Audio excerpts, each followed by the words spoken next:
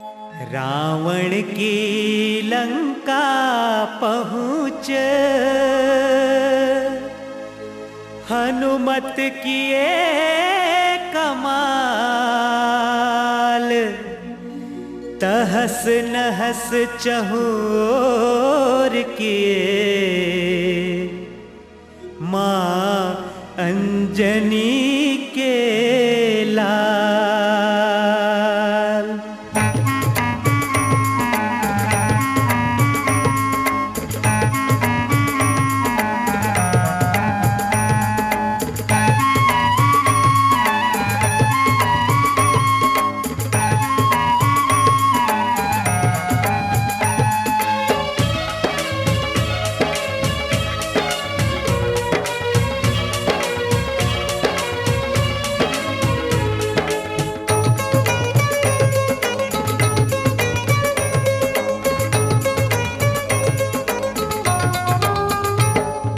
अंजनी का लाल देखो आया है, लंका में आग लगाया है।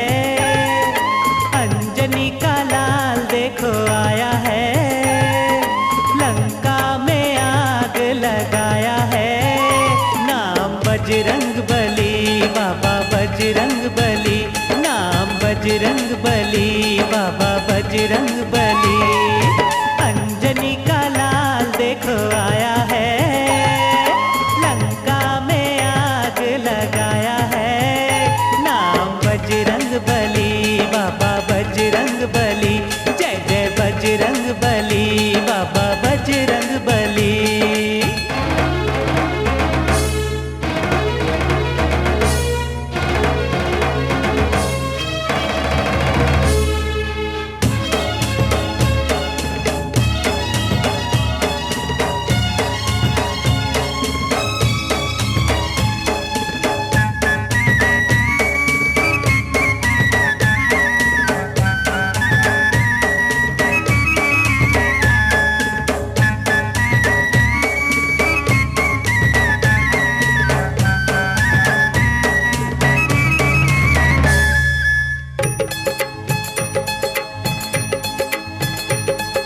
राम जी का हाल माता सीता को सुना कर, प्रभु जी ने दी थी वही मूत्रिका दिखा कर। राम जी का हाल, राम जी का हाल माता सीता को सुना कर, प्रभु जी ने दी थी वही मूत्रिका दिखा कर।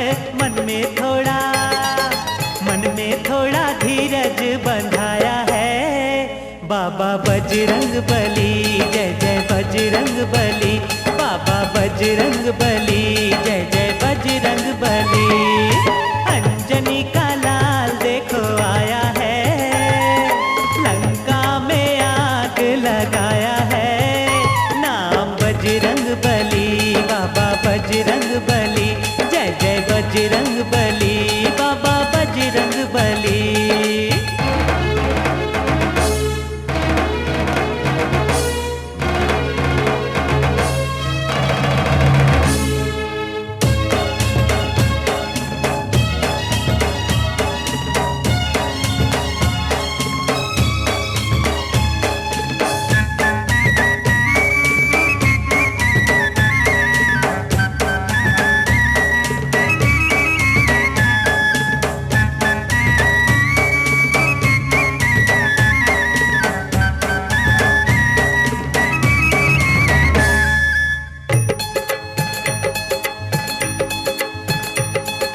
भूख लगी हनुमत को मैया से बताया, सीता जी ने वाटिका के फलों को दिखाया। भूख लगी हनुमत को, भूख लगी हनुमत को मैया से बताया, सीता जी ने वाटिका के फलों को दिखाया। तुरंत तुरंत छलांग लगाया है, जय जय बजरंग बली बाबा बजरंग बली, नाम बजरंग बली बाबा बजरंग बली। अंजनी का लाल देखो आया है, लंका में आग लगाया है।